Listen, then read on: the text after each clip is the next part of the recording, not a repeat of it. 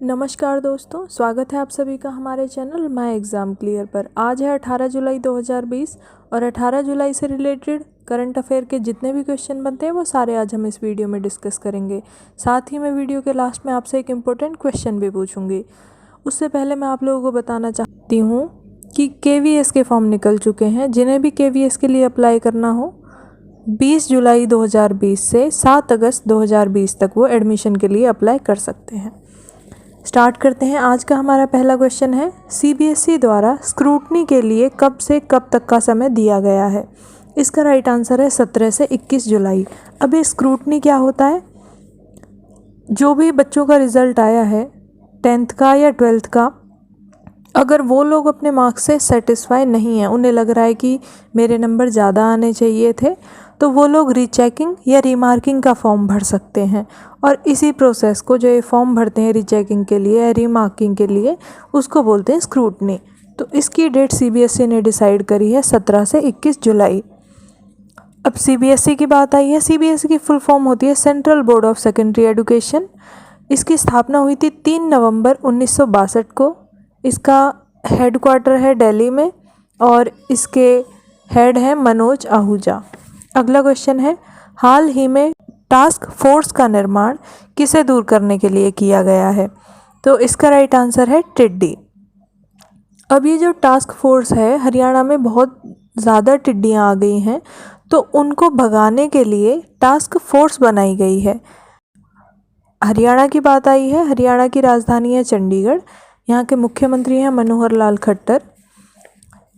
यहाँ के गवर्नर हैं सत्यदेव नारायण आर्य और यहाँ के उप मुख्यमंत्री हैं दुष्यंत चौटाला।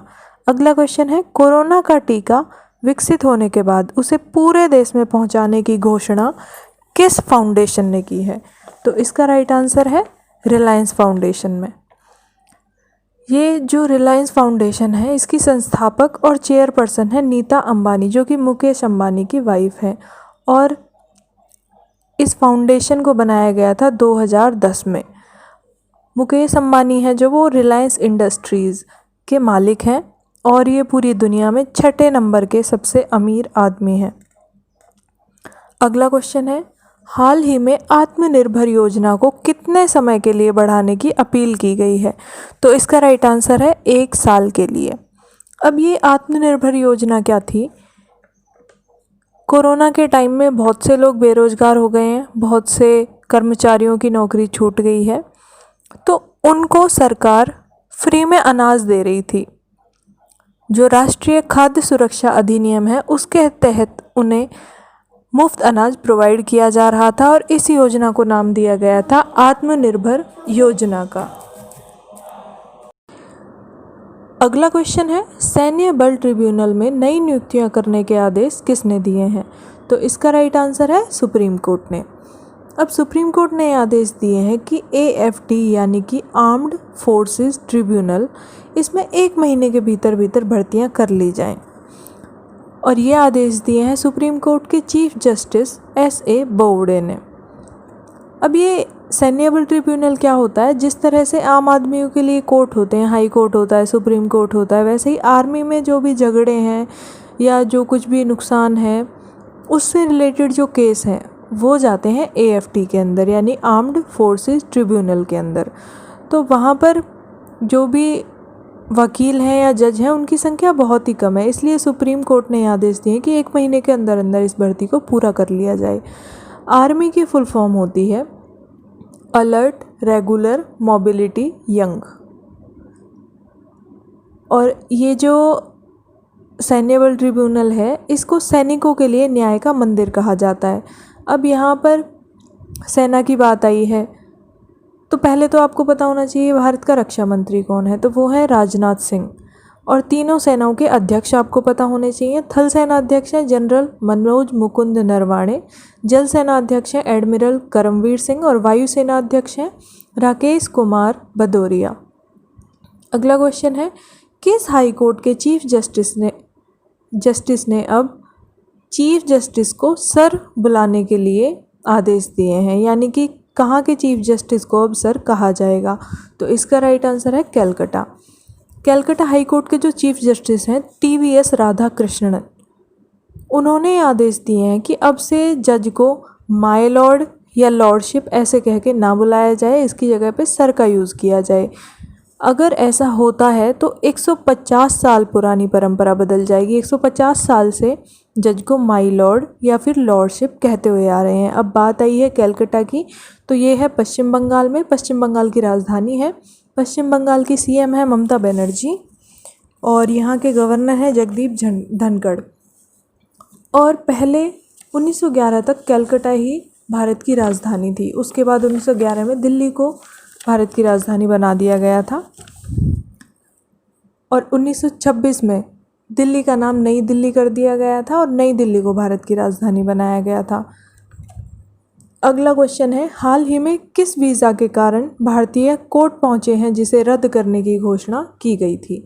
तो इसका राइट आंसर है ए और सी दोनों, यानी कि H1B और H4 इन दोनों वीज़ा को अमेरिका के राष्ट्रपति डोनाल्ड ट्रंप हैं जो, उन्होंने रद्द कर दिया था। इसलिए सारे भारतीय जो भी हैं वो कोर्ट पहुँचे हैं कि अपनी घोषणा को ये वापस लें और इन वीज़ाज़ को रद्द ना किया जाए। अब ये H1B और H4 वीज़ा होते क्या हैं? इनमें क्या होता है, जैसे किसी की भी जॉब लगी हुई है अमेरिका में, तो वो अपनी वाइफ या हस्बैंड और उसके जो बच्चे हैं 21 साल से कम अगर उनकी एज है तो उनको भी वो यूनाइटेड स्टेट में लेकर आ सकते हैं और उन्हें भी अपने साथ रख सकते हैं जब तक कि उनके पास ये वैलिड वीज़ा है तब तक। इसको बंद किया था डोनाल्ड ट्रंप ने 22 जून को। अगला क्वेश्चन है, हाल ही में किस प्रतियोगिता के लिए क्वालिफिकेशन प्रक्रिया का ऐलान कर दिया गया है? इसका राइट आंसर है ओलंपिक। ओलंपिक 2021 में जापान की राजधानी टोक्यो में होने वाले थे। ऐसा माना जा रहा था कि कोरोना के कारण ये रद्द हो जाएंगे, लेकिन टोक्यो ने फैसला किया है, ओलंपिक समिति है जो, उसने फैसला किया है कि ओलंपिक को पोस्टपोन ना किया जाए। ओलंपिक अपने टाइम पर, जो कि 24 जुलाई से 9 अगस्त को ये होने थे 2021 में, उसी टाइम पर ये होंगे। उसके लिए क्वालिफ़िकेशन की प्रोसेस अब स्टार्ट हो चुकी है। 29 जून 2021 तक क्वालिफ़िकेशन के लिए अप्लाई कर पाएंगे और 5 जुलाई 2021 तक वहाँ प्रवेश कर पाएंगे। अब ओलंपिक की बात है तो अंतर्राष्ट्रीय ओलंपिक समिति के अध्यक्ष कौन है? थॉमस बॉक। और उन्होंने ये ऐलान किया है कि दर्शक भी स्टेडियम में प्रेजेंट रहेंगे। ऐसा नहीं होगा कि खाली खिलाड़ी खेलते रहेंगे और दर्शक वहाँ पर ना हो। अब ओलंपिक के बारे में आपको पता होना चाहिए कि पहले पुराने टाइम में जो ओलंपिक थे वो 776 BC से स्टार्ट हुए थे, 393 AD तक चलते रहे थे। उसके बाद इन्हें बंद कर दिया गया था। मॉडर्न ओलंपिक स्टार्ट हुए थे 1896 में और पहली बार ओलंपिक हुए थे ग्रीक के एथेंस में। अगला क्वेश्चन है, IPL व FTP पर बैठक किस संस्था द्वारा की जाएगी? तो इसका राइट आंसर है BCCI, यानी कि board of cricket control in India. इसके अध्यक्ष हैं सौरभ गांगुली। इसका हेडक्वार्टर है मुंबई में और इसकी स्थापना हुई थी दिसंबर 1928 में। IPL होता है इंडियन प्रीमियर लीग, ये स्टार्ट हुआ था 2008 से। और FTP होता है फ्यूचर टूर प्रोग्राम। FTP के अकॉर्डिंग क्या होता है कि जो खिलाड़ी हैं वो 10 साल में कम से कम एक बार अपनी होम कंट्री में खेलेंगे, यानी जो भी वर्ल्ड कप होते हैं एक बार 10 साल में वो उनकी कंट्री में किया जाएगा। बाकी टाइम के लिए उन्हें फॉरेन भेजा जाता है खेलने के लिए। ये जो बैठक होगी इसका मेन मुद्दा क्या होगा कि ये IPL और FTP ऑर्गेनाइज़ करवाने हैं या नहीं करवाने हैं। इसका फैसला इस बेस पे होगा कि जो 2021 का T20 विश्व कप होना है वो रद्द होता है या नहीं होता। अगर वो रद्द हो जाता है तो ये IPL ऑर्गेनाइज़ होगा और अगर वो रद्द नहीं होता है तो उसके बारे में चर्चा की जाएगी। उसके बारे में कोई फैसला अभी नहीं दिया है। अगला क्वेश्चन है, हाल ही में UN आर्थिक एवं सामाजिक परिषद को किस राजनेता द्वारा संबोधित किया गया? तो इसका राइट आंसर है नरेंद्र मोदी। नरेंद्र मोदी ने डिजिटली यानी वीडियो कॉन्फ्रेंसिंग के ज़रिए इसे संबोधित किया है 17 जुलाई 2020 को। अब UN की बात आई है। UN के महासचिव हैं एंटोनियो गुटेरेस जो कि पुर्तगाल से हैं। इसका संबोधन का मेन एम क्या है कि 24 अक्टूबर 1945 को स्थापना हुई थी यूनाइटेड नेशंस की। उसमें वो अब अपने 75 साल पूरे करने वाला है, यानी कि 24 अक्टूबर 2020 को 75 साल उसके पूरे हो जाएंगे।